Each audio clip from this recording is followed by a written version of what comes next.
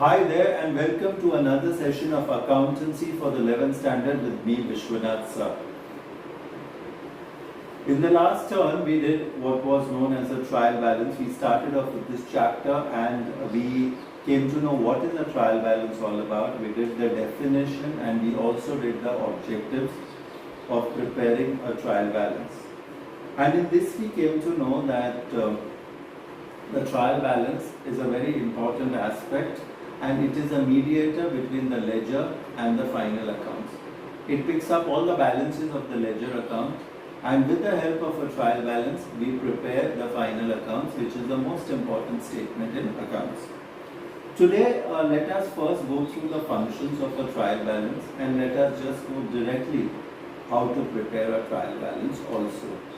Okay, so the major functions of a trial balance can be stated as: first is to act as a device to check the arithmetical accuracy of the accounting process culminating in the ledger accounts. So if there's any problem in the ledger accounts, from the trial balance it is easy to detect.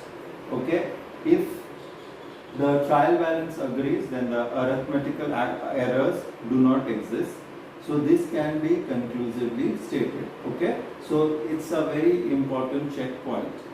Secondly, to afford a summarized version of the position of each account and accounts in general, beaming the trial balance enables one to know what are the assets they possess, what are the liabilities they owe to the others, and what is the amount due from others also. Okay, so they come to know this aspect. Secondly, to act as a starting point, as I told you, it is a mediator between the ledger and the final account. So it helps as a starting point for the preparation of the final accounts, that is your trading account, profit and loss account, and the balance sheet. The final accounts are prepared on the basis of the trial balance.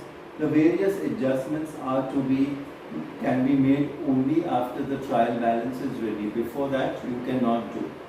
Fourthly, it enables the auditor to check the corrections were made after the accounts were checked, and the trial balance establishes figures relating to the various accounts as on a particular date. Any correction that becomes necessary should be taken up by a specific journal entry. Okay, so that is something which we need to look into. Okay, so now let's go directly to how do you prepare a trial balance. Of course, your journey starts off with the journal, then you prepare the ledger, from the ledger you prepare the trial balance. Okay, now important things to note down. These are very important things if you have to solve a sum properly and get it correct. Number one, what accounts have got debit balances? Your assets have got debit balances. Your nominal account expenses have got debit balances. Your debtors have got debit balances. Your drawings have got debit balances. Okay, your purchases has got debit balances, and also your sales returns or your return inwards, they also have got a debit balance. As against this, if you see what has got a credit balance, your liabilities have got a credit balance, capital has got a credit balance, creditors have got a credit balance. Okay, any outstandings have got a credit balance. Okay, besides this, any provision, reserves or funds, even they are treated as a provision or a reserve, so they also have got a credit balance. Okay, so in a bank overdraft also can be treated as a credit balance because we are liable to pay to the bank. Okay, let's take one particular example and analyze why each one is a debit or a credit.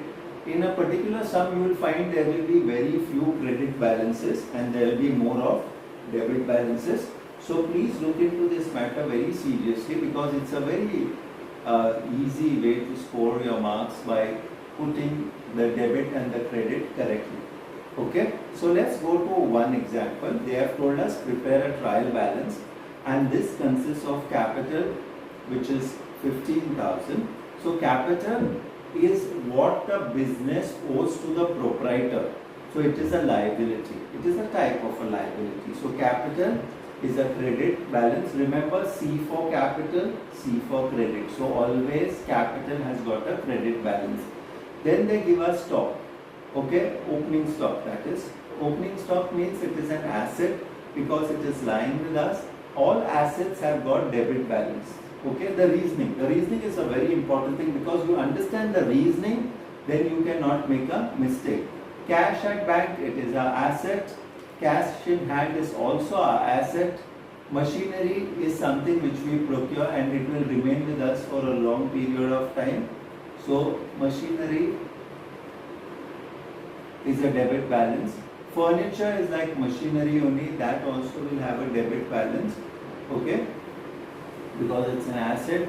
Purchases are expenses for you. Okay, your expenses. So this is again going to be a debit balance. Wages, expenses, debit balance. Carriage, expenses, debit balance.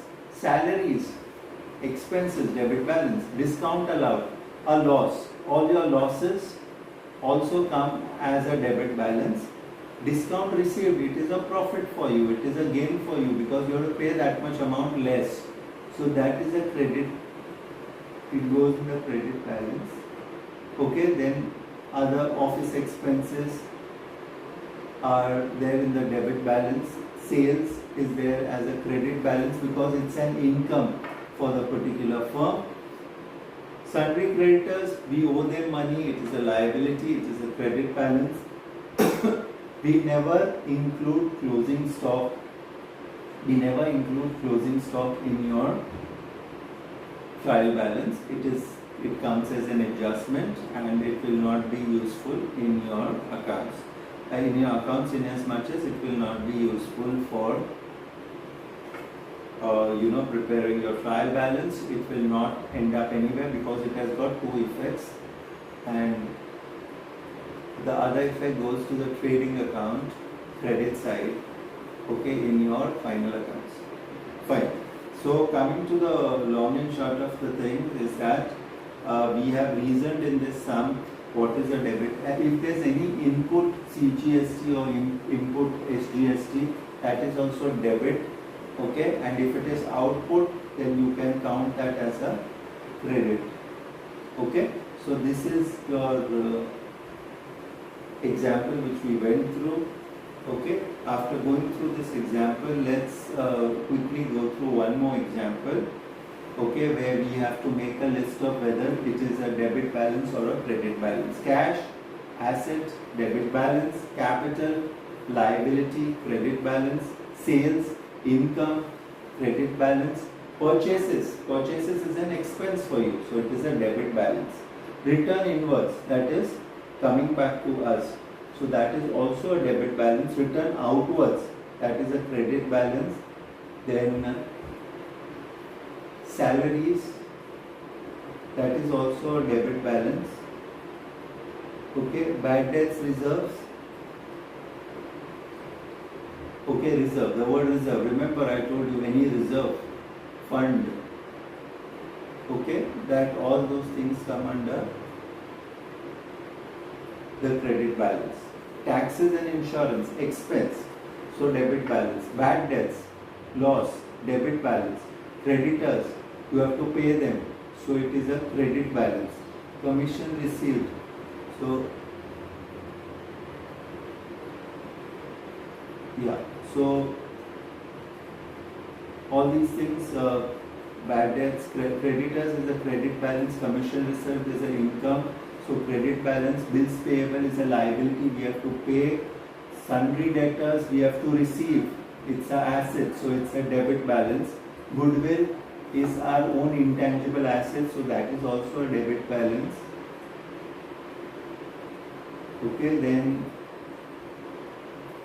they have written about what is your opening stock. Opening stock will be put as an asset, so it will be debit. Drawings is again debit, D for drawings, D for debit, C for capital, C for credit. Interest on investment, it is an income for us, so it will be a credit balance. Furniture is 600. Okay, so that is an asset, So that will be a debit balance. Bills receivable again is your asset. So that also will be your debit balance. Okay. So kindly go through these two sums and know what is the debit balance and the credit balance. Thank you so much. This is Vishwanath sir signing off.